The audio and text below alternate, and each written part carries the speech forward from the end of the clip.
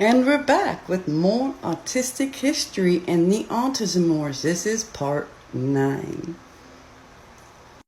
So Hollywood and autism are about to meet in a big way and make a lot of noise heard around the world in a movie called Rain Man, starring Dustin Hoffman and Tom Cruise. And on that set, acting as a technical advisor for autism, was autism researcher and parent of an autistic Bernard Rimland. He suggested giving Raymond Babbitt, the character portrayed by Dustin Hoffman, the characteristics of someone with savant syndrome. And Dustin Hoffman spoke with Rimland's son to help prepare him for the role. And I don't have anywhere to source or cite this information, but I have heard from an autistic who was around at that time, stating that Rimland was influential on the movie's ending, that there were 2 different endings, one where Hoffman's character did go back out and become part of the community there with his brother, and the other one that we know where he went back to the institution. So that's a lot of influence if that is the case.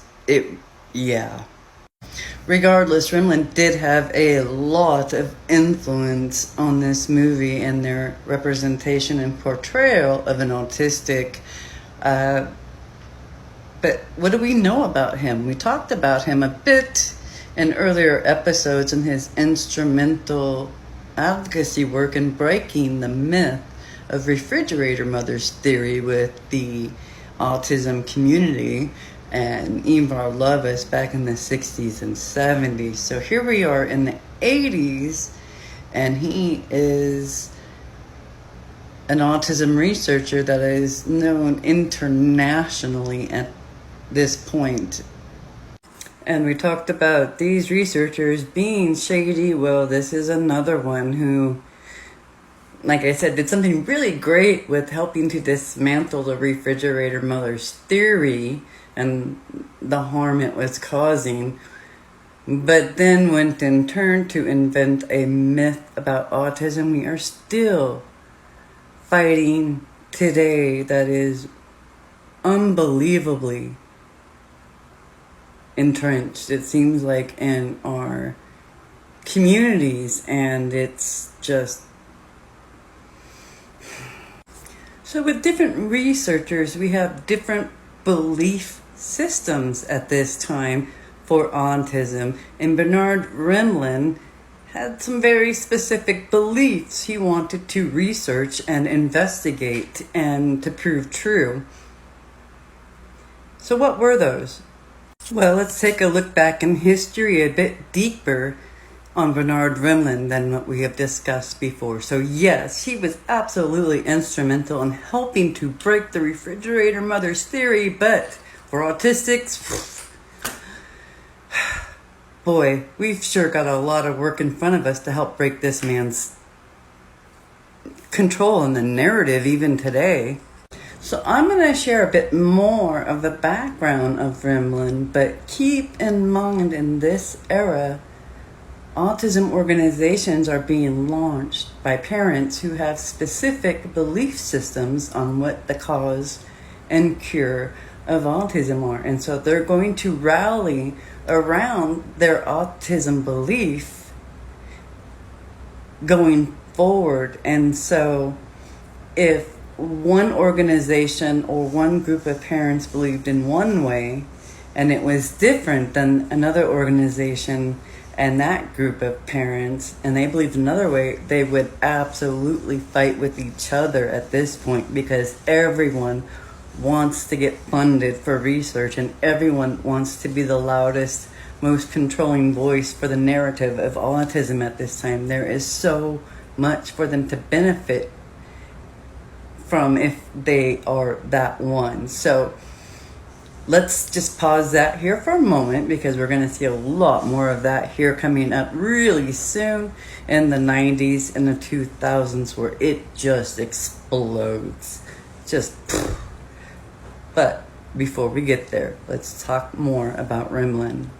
So first and foremost, Rimland is a father of an autistic child, and when his child was born, there wasn't much known about autism, and Bernard Rimland did some research and diagnosed his son as having autism, and later on this diagnosis was confirmed by a pediatrician. So there's that. Alright, so I'm in Wikipedia and we're going to see the overview here. It says Bernard Rimland was born in 1928 and passed in 2006. He was an American research psychologist, writer, lecturer, and influential person in the field of autism. An influential person in the field of developmental disorders, so including autism. Rimland's first book, Infantile Autism, sparked by the birth of a son who had autism, was instrumental, again, in changing attitudes towards the disorder. Rimland founded and directed two advocacy groups, the Autism Society of America and the Autism Research Institute. He also promoted several since very, very disproven theories about the causes and treatment of autism, including those MLs, that we talked about. I can't really say much, but you know what I mean. The preventative medications that children take regularly when they're young. So facilitated communication, chelation therapy, and false claims of a link between secretin and autism. He also supported the ethically, remember, none of these guys are great, controversial practice of using aversives on autistic children. So that's in reference to Lovaas' work over there. But what I think we learned from Rain Man and Rimland is sort of the lesson in the same vein as we learned from Bettelheim and the Dick Cavett show. The legitimization of the belief system of autism is happening because of Hollywood and media. So the perception and the understanding of autism is coming from a belief system that has not been proven at all yet. But this is setting up the fronts for the next round of these Autism Wars. And it's just... yeah, it's a lot. It's a lot. And we're going to see autistics join in on these organizations and what happens from there. All right, so this is going to wrap this one up. We'll see you in the next time. We'll be in the 90s.